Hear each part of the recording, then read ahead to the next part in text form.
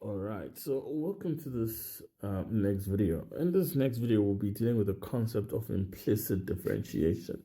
So why is it called implicit differentiation? Because we do not have an expression that we can put y as subject to the formula like we normally have been with all the other questions that we have done. Because we can't do that, we still remember that we are differentiating with respect to x. So wherever I find a term where it's got a y and I differentiate, so therefore, I would then have to put the term dy dx if I'm differentiating wherever I find y. So let's jump right into this and let's see how this can be done. So with this first question, we'll find the derivative will be 2x plus the derivative of that will be 2y. But because there's a function with the y in it, I have to multiply or put in the term dy dx plus this becomes the derivative of that is just 2. This becomes minus 4 is the derivative of that, but because I am taking the derivative of y becomes dy dx, all equaling to 20. So what I am trying to do now is to put dy dx and make it subject to the formula. So all the terms that have got dy dx in them, let's put them all together.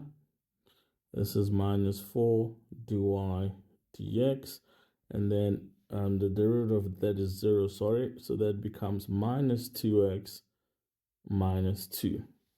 And then what I'm trying to do is to try and factor out dy dx because I am trying to make it subject to the formula.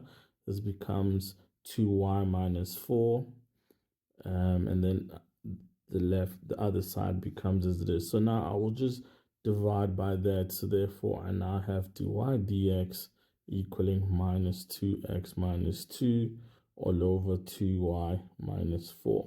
So now this is an expression of the derivative in terms of x. So you will see in the next video how we can continue and use this. So that's how that will be.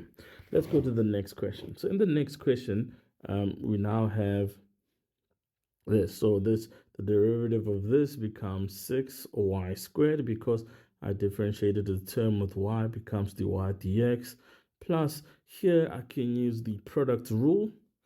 As you can see, there are terms there. So I'll take the first term, take the derivative of the first term. So this is 6y squared, keep the y, plus keep the first term and differentiate that, which is just dy dx. And then y minus y will cancel out. And then I'm just left with the derivative of 4, which is 0 on the other side. So in the next line, I will try and put dy dx in 1. So the way we'll do this, I've got 6y squared dy dx plus 2x to the 3 dy dx. And on the other side, I just have minus 6y squared, 6x squared y, because it is the only term without the dy term in it. So I'll factorize dy dx, be left with 6y squared plus 2x to the 3, and this is minus 6x squared y. So therefore, put in the derivative term alone, this becomes minus 6x squared y all over 6y squared plus 2x to the 3. And that is an expression for the derivative using implicit differentiation. Let's do 2 more questions where I involve some trig functions as well. So let's look at this one. I think we are very comfortable by this stage knowing that the derivative of sine is cos.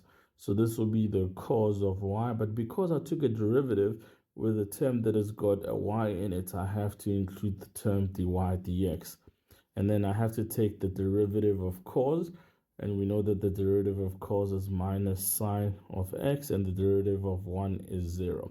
So what I want to do is make dy subject to the formula. So I can do that by taking the sine x to the other side and dividing by the cos there.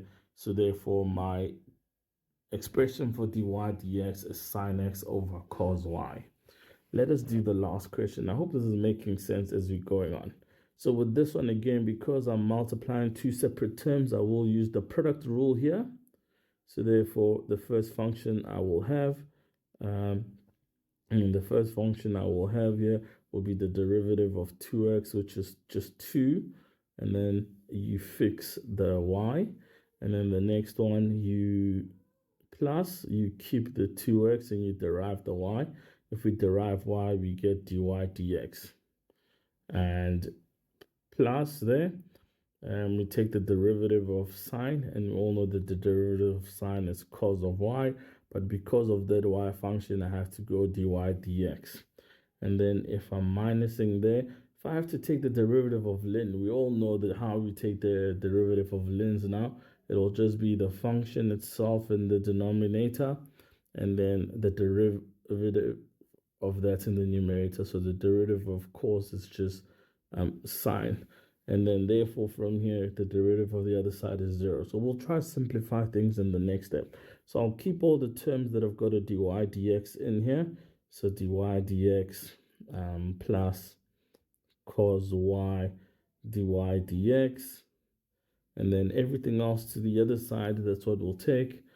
Just as a reminder, this will be plus, but it's sine over cos, which can change into tan. So this becomes the tan minus tan of x minus 2y. And then I'll have to factorize dy dx here. And then I've got 2x plus cos of y equals to minus 10x minus 2y. And then we have to divide by 2x plus cos y on the other side. So now the implicit now can explicitly have dy dx, which is going to be minus 10 tan x minus 2y all over 2x plus cos of y. And this will be an expression for that. I hope this has made sense dealing with implicit differentiation. So I'll see you in the next video.